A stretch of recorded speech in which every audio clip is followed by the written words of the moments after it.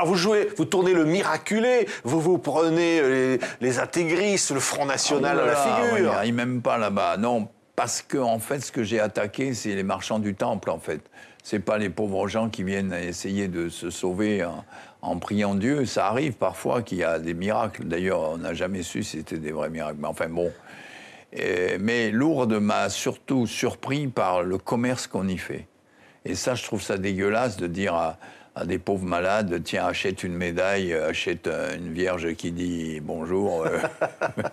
Je dis qui fait pipi, hein, mais c'était une plaisanterie, ça. Mais je veux dire, les boules de neige avec le pape qui est à l'intérieur, avec des flocons. Non, mais tout ça, c'est de la merde. Alors, ils vendent ça très cher. Alors, et surtout l'économie. L'économie de ce pays est bizarre parce que vous arrivez là-bas et vous payez pas cher. C'est-à-dire, en fait, les hôtels sont pas très chers et on les arnaque autrement. Oui. On les arnaque d'une autre manière. Vous respectez rien, Jean-Pierre Mocky? Si, je respecte les gens honnêtes. Alors, il n'y en a pas beaucoup. Vous êtes pas au Festival de Cannes, c'est pas une corruption financière, si vous voulez, c'est pas une corruption financière, mais il faut pas oublier que le Festival de Cannes, le type qui a la Palme d'Or, il ramasse un drôle de paquet. C'est pour ça que moi j'avais dit, le Festival de Cannes, il faut pas qu'il y ait de prix, parce que s'il y a pas de prix, il y a pas de fric. Oui. Si c'est comme ça. Tandis que le prix de Cannes, si vous voulez, c'est 1 million d'euros pour le mec qu'il a. Donc automatiquement, dès qu'il s'agit d'un si c'est vous qui avez la palme, vous serez bien content. Je n'aurai jamais la palme. Mocky. Le vieux qui s'en va, c'est mon ennemi mortel.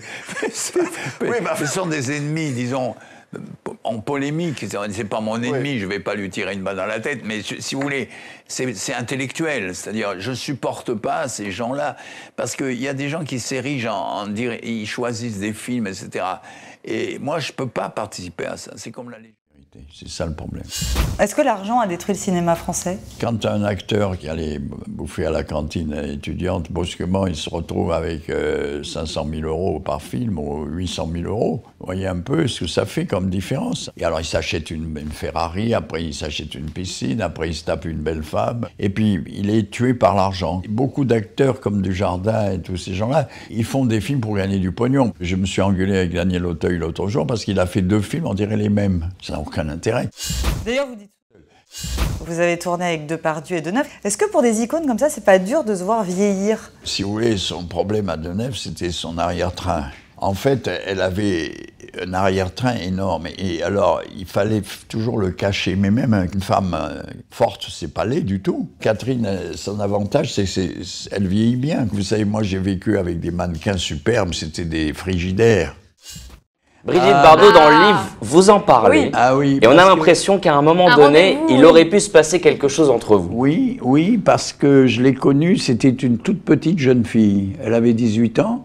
Moi, j'en avais pas beaucoup plus. J'en avais 18 et demi, parce que j'étais très proche d'elle. On a fait un essai ensemble dans un film qui s'appelait Manina, la fille sans voile.